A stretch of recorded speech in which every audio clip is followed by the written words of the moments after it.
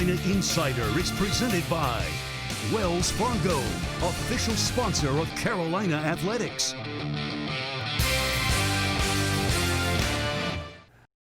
We're back. Time for another edition of the Carolina Insider. Jones Angel, Adam Lucas here with you. Great to be back with you. Our show brought to you by Wells Fargo. And when our communities need us, Wells Fargo is here to help. And we have a terrific 30 minutes or so coming up for you. We're going to talk Tar Heel athletics. Then we have a great interview with Jackie Manuel, former Tar Heel basketball player, a national championship winner in 2005. Jackie now back in Chapel Hill, part of the women's basketball staff here at UNC. We're going to talk to Jackie about all of that, plus his posse that he still has. And of course, we have our social drive coming up. But Adam, let's start with Tar Heel football, and 2-0 through 2 weeks. Tight game up at Chestnut Hill last week, but I think the major storyline coming out of that game as far as the Tar Heels are concerned is making the winning plays at the end. Carolina had 9 games decided by a touchdown or less last season. They were 3-6 in those games. They start their first type of game like that this year with a big win. And Mack Brown said this week that he felt like Carolina had been in similar games last year on the road, lost both of those games. This year, the first time they encountered that situation, the Tar Heels able to make just enough winning plays to win that game. Tar Heels, of course, getting the big interception of the 2-point play from Trey Morrison at the end to seal the game. We'll talk to Trey Morrison tomorrow on the audio pod. Of course, you'll want to listen to that. But a big game coming up Saturday against a Virginia Tech team that's been really good running the ball so far. So Carolina going to have to be stout in the front 7. Yeah, absolutely. So Virginia Tech leads the conference, 3rd in the nation in rushing yards per game. The Hokies have gone over 300 yards in each of their first 2 games on the ground. Meanwhile, Adam, Carolina is number 1 in the nation in stopping the run, allowing just 54 yards per game. Of course, some of that may have a little asterisk next to it. BC barely even tried to run the ball through it almost 60 times, but strength on strength, at least statistically, coming up this Saturday. Yeah, it's hard to tell because Syracuse and Boston College haven't been very committed on the ground. Virginia Tech will be extremely committed on the ground. Of course, we know what happened in this game last year, 6 overtimes. Mack Brown has talked about that game a lot. You can tell it stuck with him as kind of like the basketball game against Wake Forest, the triple overtime game. Roy Williams' first season at Chapel Hill really stuck with Coach Williams and those players. It feels like the Virginia Tech game last year stuck with Mack Brown and the Tar Heels, and we'll see if they'll be able to reverse that outcome on Saturday against a 7% capacity at Kenan Stadium. Well, Adam, that actually leads nicely into what we want to talk about next, and that's the fact that 3,500 people will be in the stands for the game, Carolina and Virginia Tech, and we have 2 tickets to that game to give away during the show. We'll ask you to do something during the show, then we're going to give the tickets away, announce the winner tomorrow on the audio podcast, The Carolina Insider. Adam, tell people how they can put their hat in the ring here to have these tickets. Well, Jones and I were going to go to the game, but now we're not, and we're going to give our tickets to you. And just stay with us. We'll have a few more details on that, whether you're watching on Facebook or whether you're watching on Twitter. We'll give you all the details on how to be in the running for those. Maybe it helps to be a Rams Club member. It always helps to be a Rams Club member. So keep that in mind, and we'll give you some more details later on. So at the end of the show, we'll tell you how you can join the ring there to possibly pick up some tickets to Carolina and Virginia Tech. But Adam, let's talk a little Tar Heels, and we'll start with Carolina field hockey. Unfortunately, an impressive streak for Tar Heel field hockey coming to an end. The women had won 47 consecutive matches. They fell at Louisville this past Friday. During that ACC record 47-game winning streak, there were 2 ACC titles, 2 national championships as well. But as you would expect from a championship-level team, Adam, the Tar Heels bounced right back after that disappointment. Didn't take long to get over it as Carolina went to Duke on Sunday. Got a 4-0 shutout. That puts the new winning streak at 1. If you win 47 out of every 48 games, you're doing fine. So the Tar Heels back on track with that win. Remember, the field hockey schedule is a little weird this fall. The ACC championship will be played in the fall. It's actually at Duke at November 5th through 8th. But then the NCAA championship doesn't happen until the spring. So a lot of road still to go for field hockey as that's a young team who's trying to put things together and done a very good job of it. Now, one thing we love on the Carolina Insider are any victories over Duke. Yeah. So field hockey got the 4-0 win over Duke. Men's soccer also defeated the Blue Devils. They beat Duke 2-0 in their season opener. Goalkeeper Alex Smear wins the ACC Defensive Player of the Week for his shutout against the Blue Devils, James. So the Tar Heels next, another big matchup for them as they will host number 3 Clemson. That's coming up at Dorrance Field on Friday night. And let's talk a little bit about some schedules because there have been some changes here recently. First, women's soccer. Let's go back to last week. They're ranked number 1 in the nation. They also matched up with Clemson and they defeated the number 3 Tigers 2-0 last Thursday. We had mentioned that on last week's show. Clemson had not been scored on early in this campaign. The Tar Heels take the win 2-0 there. Now, the women's soccer program was scheduled to play Virginia tonight, Thursday evening, but that game has since been canceled due to COVID problems with the Virginia team, and so that game no longer will occur. The Tar Heels turn their eyes to Syracuse, their next opponent. Meanwhile, volleyball has also had some schedule changes. They also were supposed to host Virginia in a game this weekend. That has since been canceled, but Duke is now in, so no Virginia, but Duke is in to face the Tar Heels on the volleyball court. And Adam, that is just kind of how it is this year. There is a lot of moving parts, and make sure you update your Virginia out in Duke, everything. Yeah, Duke in. Duke always available. Thanks, So, Duke. It is kind of how it is this year. A lot of flexibility needed. As we've said a million times, goal number 1, play the game. Goal number 2, win the game. Some of these games Carolina won't be able to play, so they just plugged in another opponent, and hopefully Tar Heels can get the win. All right, we still have our social drive coming up, but let's get to our conversation with Jackie Manuel. Our conversation every week brought to you by Coca-Cola, and Coca-Cola taste better together. And Coca-Cola, a proud partner of Carolina Athletics. And Adam, Jackie Manuel, one of our favorites, just a great person, great guy, and a good basketball coach. And now seeing it from a little different angle. He's been an assistant at the men's level for the last several years, but now trying things out with women's basketball. Even when you just say the words Jackie Manuel Jones, my heart gets happy.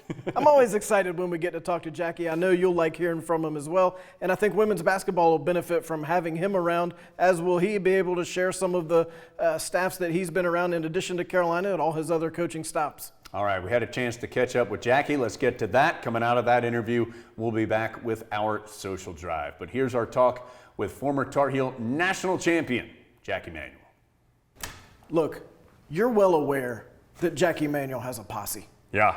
Everyone in this space knows that. 15 years later. What you don't know is that the founding members of that posse are right here. So we are very excited to have Jackie Manuel with us today, who, as you know, is back with Carolina women's basketball, director of player personnel, development, and recruiting. Basically, he does everything. So Jackie, thanks so much for being with us, and how's things going over at women's basketball? Thanks for having me. It's been great. It's been great. Been really busy. Just learning,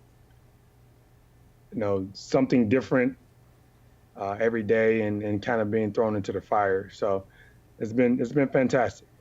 Jackie, how is this different? Of course, you've been in the coaching world now for several years. Jackie was at UNC Greensboro, UNCW, some other stops. How is this different from what you were doing previously? Just the recruiting and being on the road aspect of doing those things day to day is a lot different. But being at a mid-major program, you have a lot of responsibilities because you don't have a lot of bodies. So a lot of the things that I'm doing now, I've either done before or have touched on a little bit. You have a very long title that sounds like it encompasses a lot of things. What do you actually do? What's your day-to-day role? Day-to-day, it's the film work, the recruiting database, and then just coming up with a game plan of helping our women get better as far as the player development.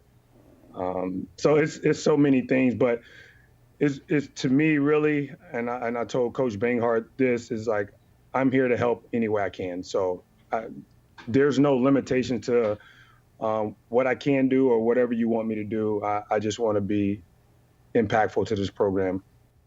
Jackie, why was now the right time to do this, to fill this role, to come back to Chapel Hill? Why was this something that was attractive to you? I think it's just, for me, it's just God's plan, really. Just the timing of everything, and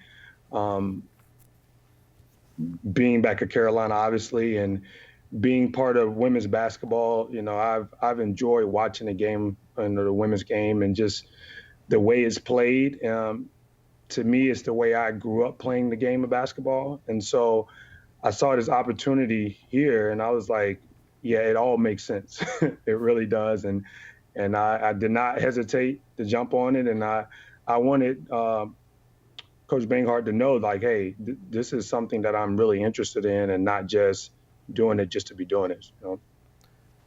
It makes me a little angry that Jackie looks like he just walked off the court at senior day against Duke in 2005. Yeah. And I feel like perhaps I do not. Yeah, that's not fair. So this interview, we're going to turn off the video from here forward. I've had about enough of this. Jackie, what did you like about Coach Banghart that made it feel like you'd be comfortable working in that environment?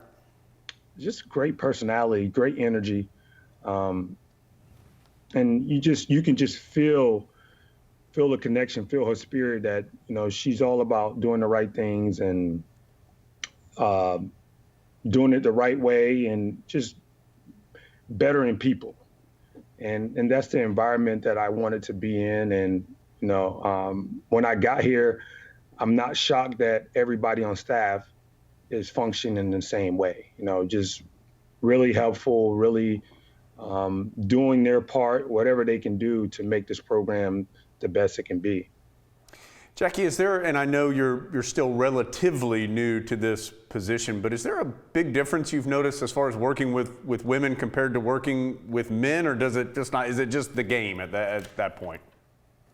The game of basketball is a game of basketball, but the women are honestly more coachable and better listeners. Like, whatever you ask them to do, they're going to do it in that moment and try to do it the best they can. And sometimes on the men's side, it's hit or miss. You know, you kind of have to build up to that trust level on the men's side. And that could take forever. But what I've noticed here is, like, they just want to get better, and they just want to please whoever's coaching them, you know, just do the right thing. What's different about the way you remember your recruitment to college basketball as compared to the way players are recruited today? No social media.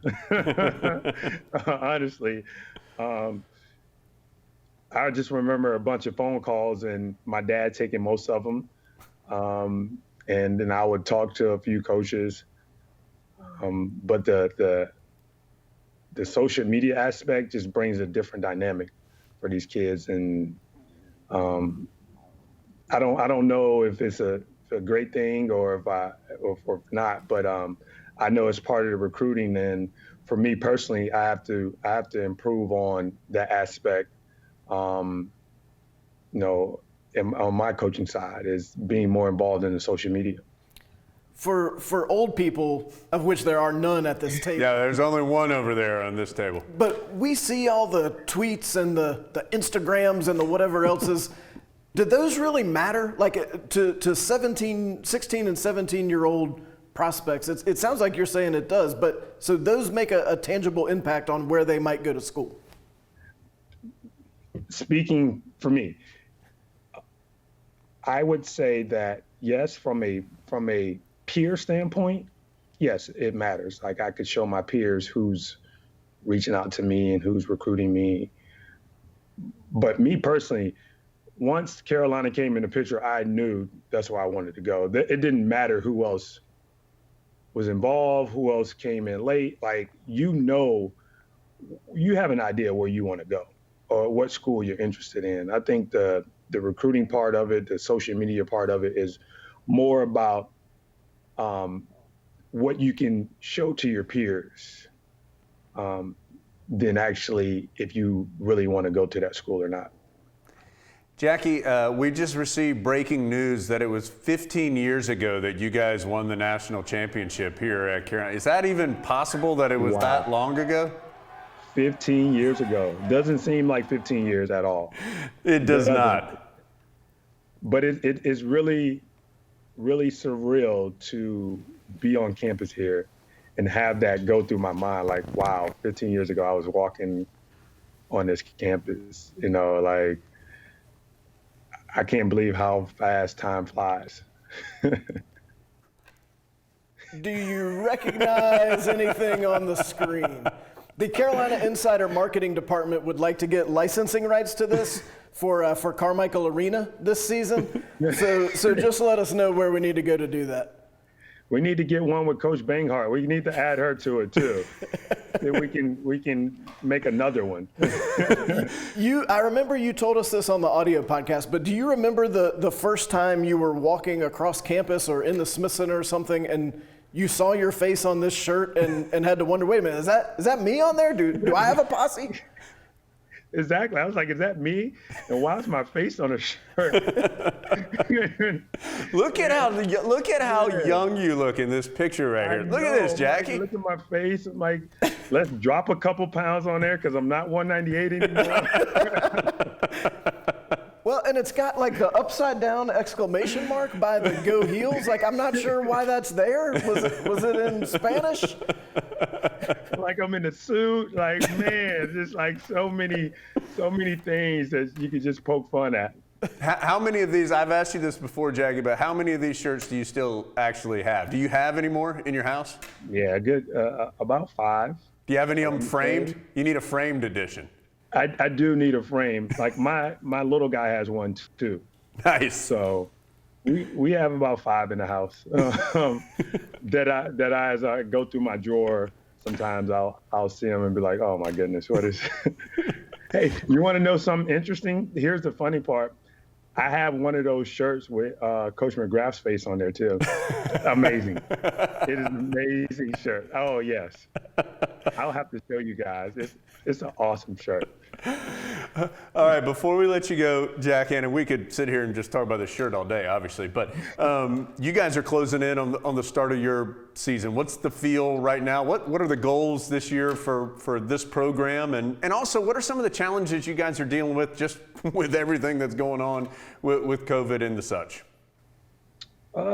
It's been exciting around here. Everybody's been waiting. You're anticipating when we were going to start the season, and we finally, get an answer. And so now we can really start working towards a goal. Like here's the first game, November 25th, and so that's been good, to help our kids focus on something. And then I would say just not having the obstacles, just not having students around, for our players right now. It's been a little challenging with COVID and everything, and having that normal college life and social life. And so that's been tough, but all in all, it's been really good. Our team's been great about coming in and being focused and working really hard, and our staff is amazing. Just really selfless people, and it's just a joy to be around everybody. Carolina women's basketball starting soon, just about 6 weeks or so away from the start of the season. And one of our favorites, Jackie Manuel, nice enough to join us today. Jackie, great to see you as always. Thank you for your time. If you need any shirts, we got a few. We can get some to you if you need some. I think if I can get a few for some family members, maybe my dad, put his face on there too. Thank you, guys. I really appreciate it. Thank you, Jackie. All right, time for our social drive. We're going to take a look around social media and find some Tar Heel relevant topics. And let's start with Carolina football. And Adam, a little bit of a unique scenario coming up for the matchup with Virginia Tech. So Corey Holiday, former Tar Heel wide receiver, who's now a staff member for Carolina football. Dre Bly, of course, college football Hall of Famer, one of the best ever to play defensively for the Tar Heels, and now the cornerback coach. They have partnered up with UNC Children's Hospital and the Raise a Racket fundraiser. This is normally a fundraiser that is done every year, but has a tennis tournament. That's the centerpiece of this event. Unfortunately, the tournament itself cannot be held at the moment due to COVID. So the way that it's being approached this year is every week in October, some UNC personality will lay something on the line if enough money is donated in that particular week. So this week it is the goal of $7,000, and if that amount is raised for the UNC Children's Hospital through the Raise a Racket fundraiser, Adam, Dre Bly, Corey Holiday going to paint their fingernails Carolina blue for the matchup with Virginia Tech. Now, I am interested to see if that comes to fruition, and certainly we hope it does. But I'm going to give you some inside scoop here. Later in this fundraiser, Jones Angel will be putting something on the line. We don't know what that thing is yet. So if you have an idea for something Jones could do similar to painting his nails blue, but hopefully more embarrassing, leave us a little note up in the comments. Give us some ideas. Maybe Jones will decide to do that. Have you thought of any possibilities? I asked Rick Steinbacher, Senior Associate AD here at Carolina, of course, a former Tar Heel linebacker. He said I should get a Be the One tattoo. That seemed like a little more commitment than I was willing to give, even though I'm all about supporting the Children's Hospital. I like how they didn't even ask me, because they're like, that idiot's already worn some weird shoes and a football jersey on a live internet Facebook show. It doesn't get much more on the line than that. All right, let's stick with Tar Heel football. We're going to go to the pro level. MJ Stewart, former great Tar Heel DB. He had spent the beginning portion of his NFL career in Tampa Bay. He is now with the Cleveland Browns in his first season with the Browns, who are now 3-1. And MJ had a big play in this past weekend's victory over the Dallas Cowboys. Let's take a look. 3rd and 9 here. Browns showing blitz. They come with it. Prescott sees it. Down he goes. MJ Stewart with the nickel blitz, and the Browns celebrate. So MJ Stewart with the sack. Adam, good to see MJ having success. MJ Stewart holds the Carolina record for pass breakups, and I think it's neat that we've tried to spotlight a Tar Heel in the NFL on this show, and we've been able to find a different Tar Heel having a big week almost every week. Last week it was Eric Ebron. This week, MJ Stewart with a big sack. All right, let's go from football to baseball. And Aaron Fitt covers baseball nationally and does a terrific job doing that. And he's actually located here in the Triangle area and has been able to go around to some local teams and get a preview of those teams as they go through their fall ball. And recently, Adam, he was here in Chapel Hill to check out the Tar Heels. And of course, Carolina now under a new regime and first-year head coach Scott Forbes. Really recommend checking out that thread from Aaron Fitt. There's even several more tweets in that thread where he talks about what he saw at a couple of scrimmages. The Tar Heels really excited about some of the new faces they've got. You know about the coaching change because of everything that was going on this spring and summer. You may not know as much about some of the new personnel, but as Aaron points out, he's got the pictures to prove it. Tar Heels got hopefully a little more depth and a little injection of some talent that will see the field in 2021.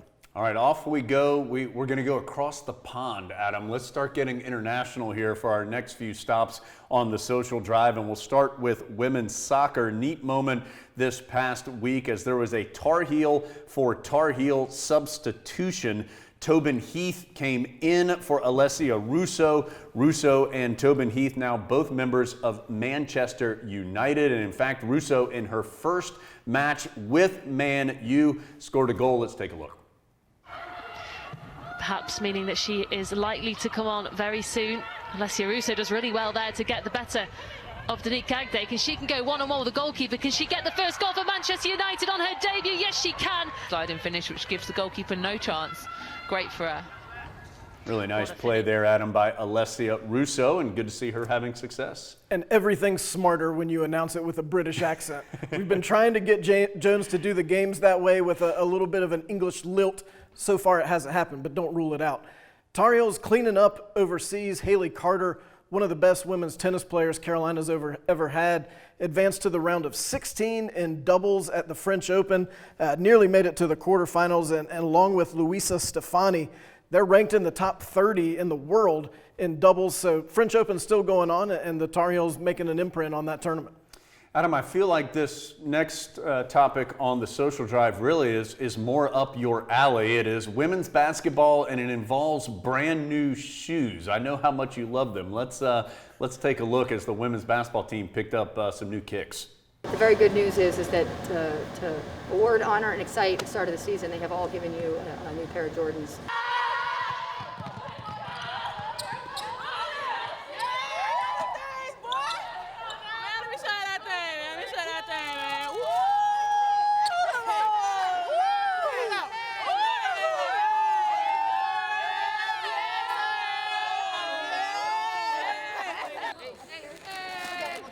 Look at those. Sheesh. Jordan on 3. Yeah. Adam, the Tar Heels seemed excited. Let me put my feet up on the desk. Jones and I didn't get some. Courtney Banghart. Yeah. We're still waiting on something for the pod from women's basketball. Those shoes would be a nice addition.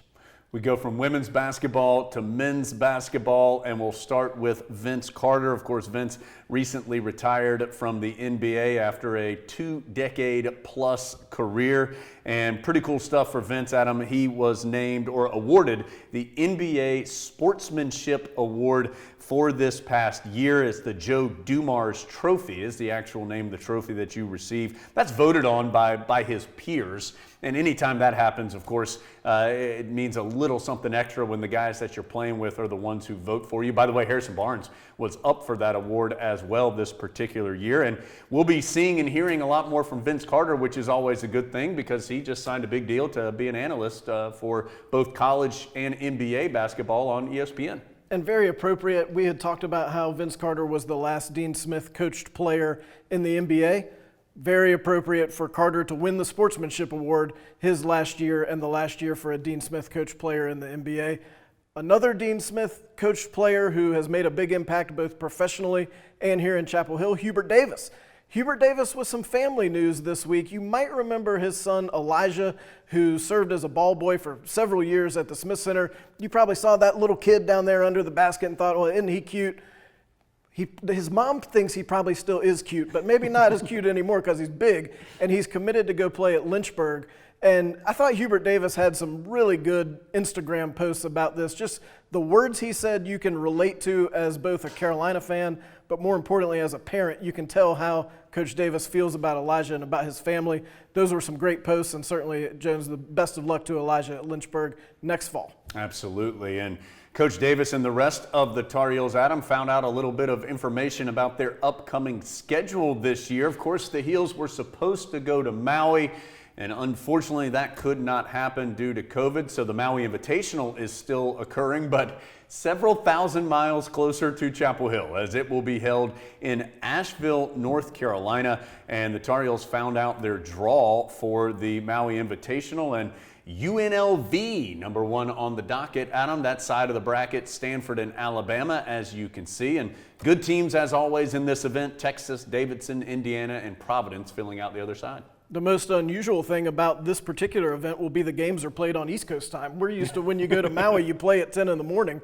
That won't be the case this year. And also, of course, Jones had to change his packing. He took out the Speedo out of his suitcase. He put in the plaid flannel shirt. So the suitcase looks entirely different for Jones and the Tar Heels at the 2020 Maui Invitational. We're all better for it. That is in Asheville. Adam, last thing, you have had the opportunity to meet a lot of the Tar Heel freshmen recently from Carolina basketball, getting a one-on-one sit-down with them to learn a little bit more. Those pieces have started to come out. The first one was with R.J. Davis. That came out late last week. There's obviously some graphic work there, but there's a video that goes along with that. There was an article Adam wrote too, and so people should keep their eyes and ears open for that over the next few weeks. You're going to get each Friday on the various Carolina basketball social media channels, Instagram, Twitter.